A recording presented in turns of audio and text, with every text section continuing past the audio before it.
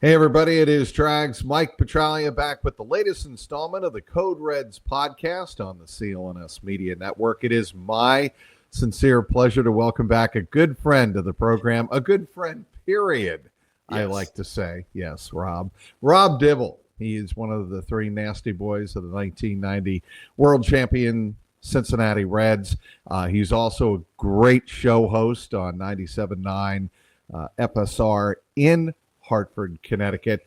Does a great job there, and it's really a great show when yours truly is part of the program talking sports with him. Whether it's the Boston Celtics, who are going through their own thing right now, unfortunately down 3-1, or talking some Cincinnati Reds. We are going to talk Reds today, Rob, and it's a very special edition of the Code Reds podcast because, as the title indicates, it's the legacy of Pete Rose night at Great American Ballpark in just a few hours. I want to have you on because you had a personal relationship with Pete. You played for him in your rookie year of 1988 in Cincinnati. He was the manager then. He was the manager, of course, through August of 1989 before he was suspended by Major League Baseball. Your thoughts on Pete Rose? I know it's a it's a loaded question. It's a complicated question. But when you think of Pete Rose, what comes to your mind first? Well, to me, Pete was baseball, and he was baseball in Cincinnati first. But his whole life was about baseball. I don't judge people by their personal lives and what they do off the field. And yes, I know he was addicted to gambling and all that kind of stuff. But you take him from the baseball standpoint, that was my job. That was my livelihood. Right.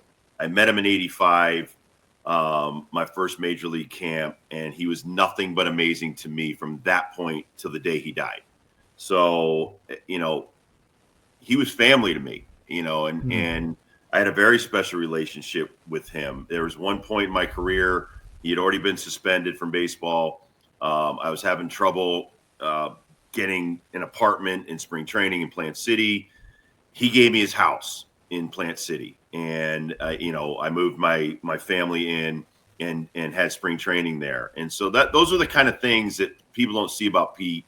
And as far as my professional career, always stood behind me. When I was coming up and in spring training, he's like, listen, this is what you need to do to be ready to play in the major leagues. Then I'm in the major leagues, and if I struggled, he'd be like, listen, you're my guy the next day. So he's always positive. He was always a confidence builder. So, to me, where we are today in the whole thing of, trying to get him in the Hall of Fame and all that kind of stuff, he is the Hall of Fame. These guys, they built baseball. They when baseball was struggling, guys like Pete were the positive role models. There's guys today, Bryce Harper, guys like that still emulate Pete when they play.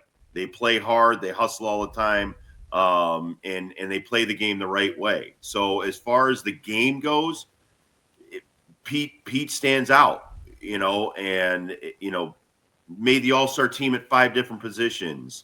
Was always told he wasn't good enough. We're all told we're not good enough. I was told since the time I was 8 years old, you're not good enough to play this sport. You're not good enough to play that sport. So, as far as my relationship with him and loving the man, we all have our faults, and to be judged as long as he was, and to have people say the things that they said without knowing him is disgraceful and shameful. And so those people have to live with that. But Pete, I know Pete wanted to go into the Hall of Fame if he had a chance to go in the Hall of Fame. Was never on the ballot, was ineligible, all that kind of stuff. And then, to now say he's eligible after he dies, again, one more shameful addition to how people treated Pete. But for me, Pete knew I loved him. He loved me. And, take that with a grain of salt. You want to judge him, judge him. He knew that. He was on my radio show dozens of times. He was actually on my XM show. He was my second guest. Jose Canseco was my first guest when I was working with Kevin Kennedy. Pete listened for 45 minutes to our first interview so he could comment properly on things about Jose without judging Jose, incorrectly. So I just think that, people didn't know Pete. They only knew the one side that was being told to them through the media. And that's kind of a shame that you didn't know Pete the way a lot of us did. What were your thoughts when you heard on Tuesday? And I know I texted you right away when I found out the news. I was in the midst of the Chicago White Sox clubhouse. I was right in the middle of the clubhouse when one of the players said, "Did you hear the news about Pete?" And I'm like, "Oh no, what?" And they're like, they reinstated him. And it was one of those seminal moments for me because I remember when all of that stuff was happening back in 1989. I remember the suspension. I remember how I had a sick pit in the bottom of my stomach when I found out the news, knowing, the reality and accepting what was pretty much going to happen and why it was going to happen, but I still felt sick about it. Now I think whatever, I'm trying to do the math in my head, 36 years later, and I'm there right in the clubhouse, and a picture lets me know the news. And I don't know, it was just a surreal moment for me. What was it like for you on Tuesday when you found out the news that Pete was reinstated? Well, we're the flagship of UConn sports. So I was actually doing my show from Elliott Field or Elliott Ballpark at UConn, and Right. It's UConn Northeastern. So I'm at a baseball field, and it comes over the wire right before we're going to go on the air. And it's funny because I had just talked to the Northeastern coach, Mike Glavin. I talked to Jim Penders, and these guys are amazing baseball people. And I didn't get a chance to actually bring that up. But I'm just thinking about this, and I'm thinking, Pete didn't want that. No. Pete didn't want that. And, and Shoeless Joe Jackson and the other 15, 16 people that they reinstated, again, have nothing to do with Pete. Pete's suspension was based off gambling on baseball. And yes, it is Rule 21. You can't do it. And then 14 years go by before he finally admits that he bet on baseball. But let's take that aside.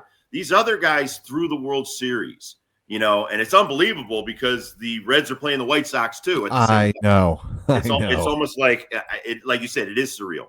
And I played for the White Sox, by the way, in my career. Yes, you did. But if you know the history of it, these guys, they tampered with the game. They threw the World Series. That's totally different than what you're suspending Pete for. So to kind of lump them all together with Shoeless Joe Jackson, who, by the way, in 36 and 46, 1936, 1946, he was given a chance to get into the Hall of Fame and denied. Pete's never been on a ballot. Pete's never been given a chance by either the writers or the Vendors Committee to get into the Hall of Fame. And he didn't know if he was going to get into the Hall of Fame. Honestly, Pete wanted to get back into baseball. Pete wanted to teach baseball. He wanted to coach baseball. He was baseball was his life. And I think for people to not understand that and to be like, well, we're never going to let him in. I was working at ESPN in Bristol, and I'll never forget this. John Walsh, I think he was the president. He was out at lunch with Bud Selig.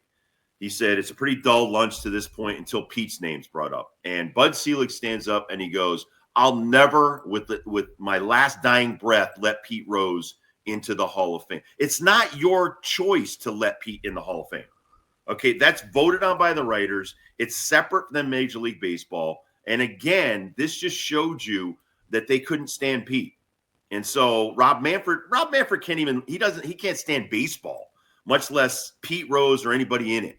He thinks the World Series trophy is a hunk of metal. He doesn't get it. We need a new commissioner. That's a whole nother podcast. But to me, to do this to Pete posthumously is another sign of disrespect to Pete and his legacy. So, Pete wanted to thank his fans. He wanted to thank the people that stood by him for 36 years while he was denied being in baseball, being allowed in a ballpark. Pete Rose needs permission to go to a baseball game. Pete Rose. I mean, think about that. So that, Mike, when we talk about this, it just shows you the hypocrisy. Now you have live gambling on baseball. Now you have gambling in every ballpark. I've been saying this. I've been doing radio for 28 years now and TV since I retired. And, the one thing I've always said, and this goes back to watching Yankee games 20 years ago. One of my biggest sponsors is the Mohegan Sun Casino. And, I would see Mohegan's son behind home plate 20 years ago at Yankee games. But Pete can't be in baseball, but gambling and taking their money can be in baseball. So to me, the hypocrisy is amazing by Rob Manfred and Major League Baseball and what you think as opposed to what you really know. So Pete didn't take drugs. He never drank in his life, never did any of that kind of crap. This guy did everything right except for he was addicted to gambling. So that's the one thing you got on him. That's the gotcha thing. So for 36 years, you denied this guy, relevance within the game of baseball. So you did your job, but now posthumously you're going to slap him again and say, okay, now we're going to bring you back into baseball. Pete didn't want that. I just wish that he could have come clean and just told the truth about what he did. And and in the documentary that was on Netflix or HBO Max, he acknowledges that I probably should have admitted to that years and years and years before, and the story would have been different. I would have been able to get back into baseball to a degree. And I guess I have heard the stories that Bud Selig was ready to allow him back in had Pete just said, had there been some reflection and some humility about him, about his actions, but Pete couldn't bring himself to do that. And, that's just the thing that we struggle with is, well, I'm a Cincinnati native and it hurt me as somebody who grew up watching the game, but loving the game because of a guy like Pete Rose. One of the bats behind me is a game-used Pete Rose bat from the 1970s. It's broken, but it's I proudly display it here in my office in Cincinnati. And everything that Pete did doesn't impact how I remember Pete. And that's right. The way I tell it to other people who are not from Cincinnati or who have not had a relationship in the organization like you have. He impacted me. I feel for him as a family member, but I want to move on to you, Dibbs, and ask you about family members. If you've reached out or if you've talked to Pete Jr. or anybody else in his family, because Rob Manfred on Tuesday noted, or at least in the letter to the Rose attorney, that this was more about satisfying the request of the Rose family to have him reinstated.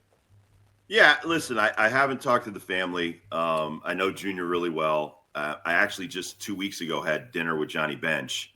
And, I'll keep that private because Johnny loved Pete. And Johnny even said to me, this is right after he died.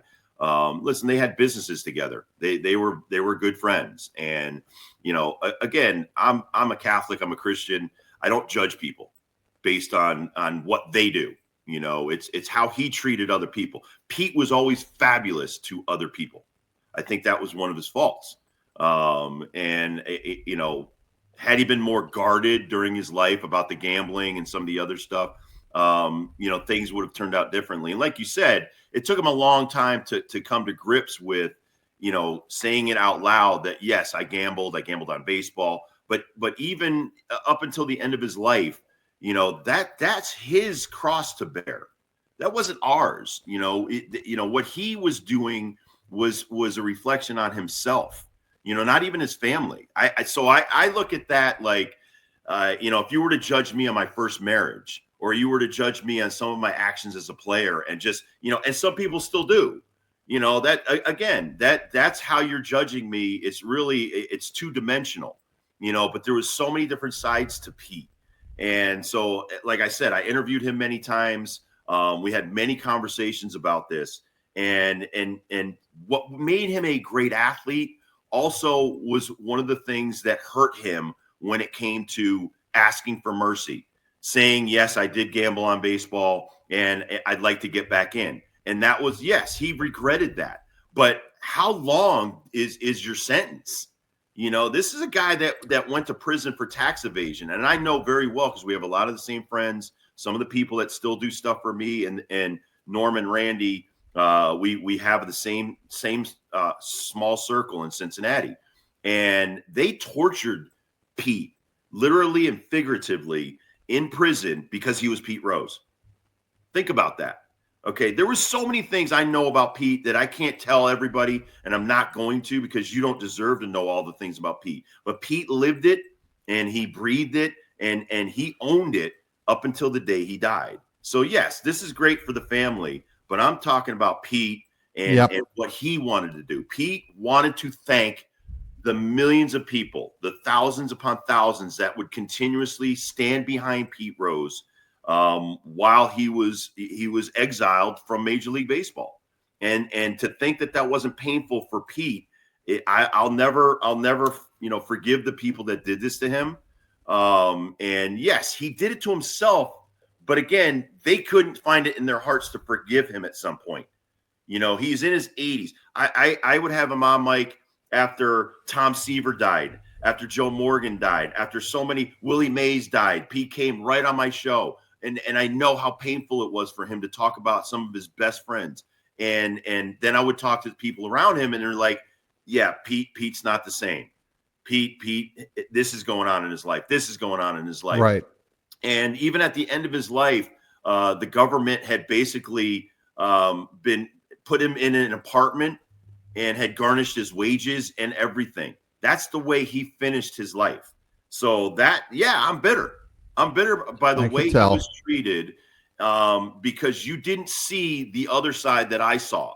And, so those are some of the things that, again, I don't want to seem like, this, I'm not trying to make a case for Pete to be in the Hall of Fame. That's not for me to decide. No, you're not. You're clearly not trying. Let me jump in here. You're clearly not talking about Pete Rose, the baseball player. You're talking about Pete Rose, the human being, that again, they did this, and like I said, with Bud Selig at that ESPN meeting with all these bigwigs, basically saying, no, as long as I have another breath in my body, he will not get into the Hall of Fame. Well, he didn't want that. He just wanted the opportunity to be judged.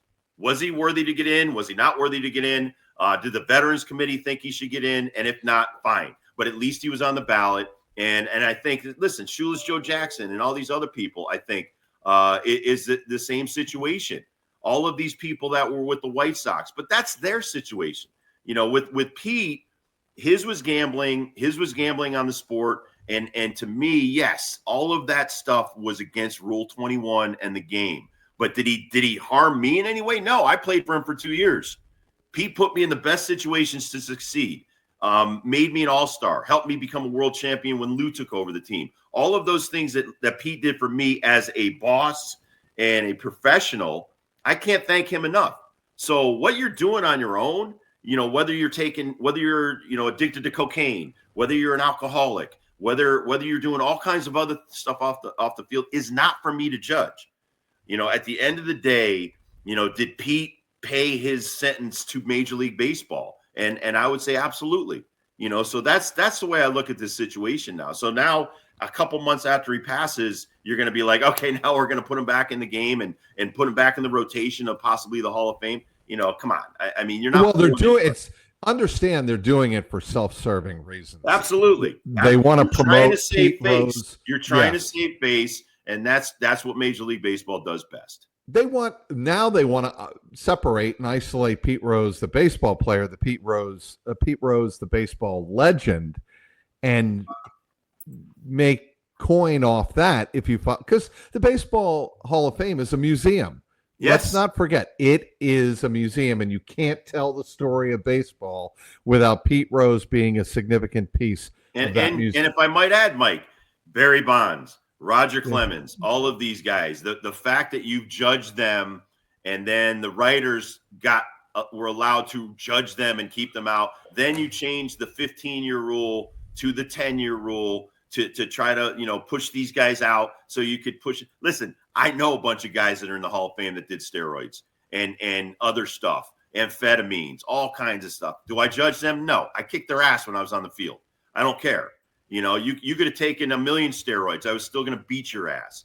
Could I have taken HGH when I was 31 and I retired? Absolutely. I didn't even know it existed because you know what? That wasn't my world.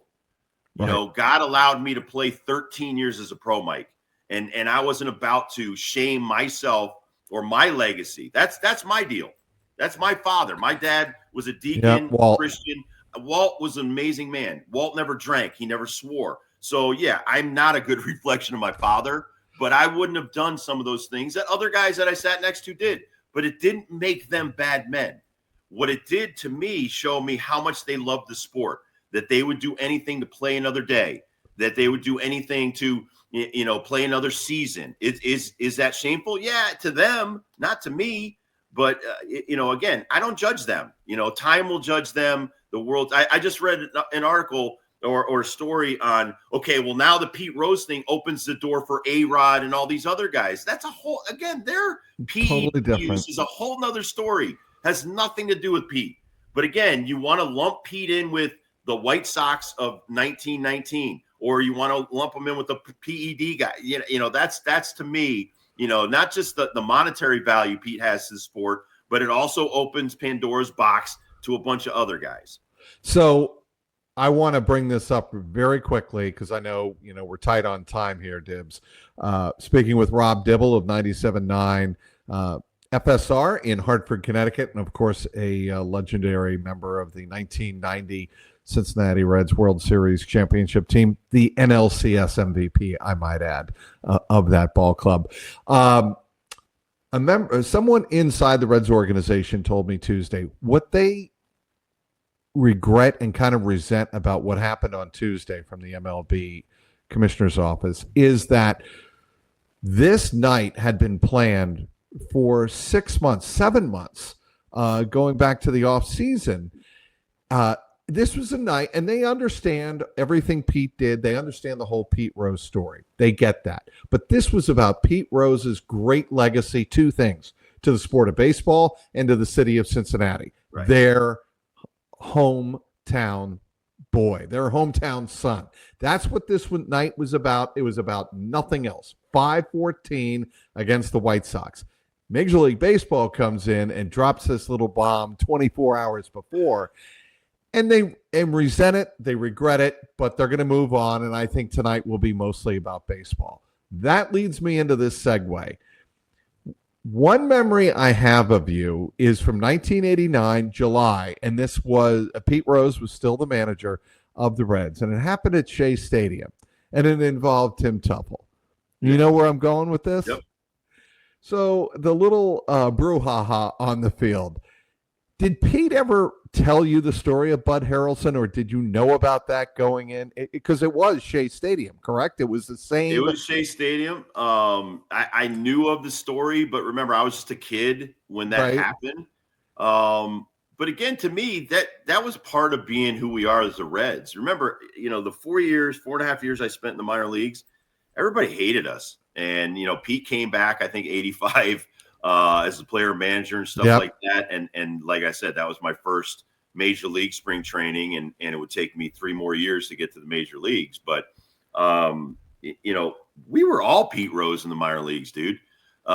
We had to wear the same thing the major leaguers wore, the black shoes, 4 inches of sock, no facial hair. So, when I got to the major leagues, yes, I knew Pete as the player and how hard he played the game. But remember, I played just as hard. Barry Larkin played just as hard. Sabo played just as hard. We were all Pete Rose guys. We were all Lou Piniella guys. That's why when you get a manager like that, I played for Phil Garner as well, scrap iron. So, when I played for some of these men, I they knew me, I knew them. They might have judged me on some of the crazy stuff that I had done, but it didn't make me love the game any less. So if you told me to do something, against the Mets or against the Cubs or against the Dodgers, it went without question. The game's changed in 30, 35 years since I got out of it. It's changed in different ways, but I think the players still love it the same. They're just told to do things differently and asked to do things differently. So, when Pete was managing me, I didn't look at him as the player. I looked at him as my manager first. And so, yeah, the Bud Harrelson stuff, that was just a small snippet of Pete, man. Pete, if you challenge Pete in his 50s, Mike, if Eric Davis said, hey, Pete, let's see if you could still hit. Pete went out there and beat Pete and hit the players. Tony Perez did it. Everybody that played, if you call them out on something, that's just in them. That's in their DNA. So that's why it was beautiful to play for Pete. All right. I think on that note, we're going to wrap it up. Dibbs, I greatly appreciate you sharing your memories of the hit king, of Peter Edward Rose. It's an emotional day in Cincinnati. It's been an emotional time since he passed away on October 1st. And, everybody is going to have their own memories of Pete Rose. I've got them. You've got them, like you've just articulated over the last 25 minutes. And I'm deeply grateful to you, my friend. Appreciate it. It's always a pleasure, brother. And I know you come on my show all the time. And so anything I can do for you, I'm here for you. You're the best, Dibbs. All right. He is Rob Dibble. Does a great job on 97.9 FSR in Hartford, Connecticut. Be sure to listen to him. He does a great job on the Rob Dibble Show, aptly named. You can also follow him in other places. How else can people follow you, Dibbs, while I'm on? They can follow me on Twitter. We have our own YouTube channel, The Rob Dibble Show. You'll find dozens and hundreds of episodes of interviews and stuff like that on there. I'm sure you're in there too. Yeah. So they can follow The Rob Dibble Show on YouTube. Sounds great. All right. He's Rob Dibble. My name is Mike Petralia. Trags, thanks for downloading this episode of the Code Reds podcast on the CLNS Media Network.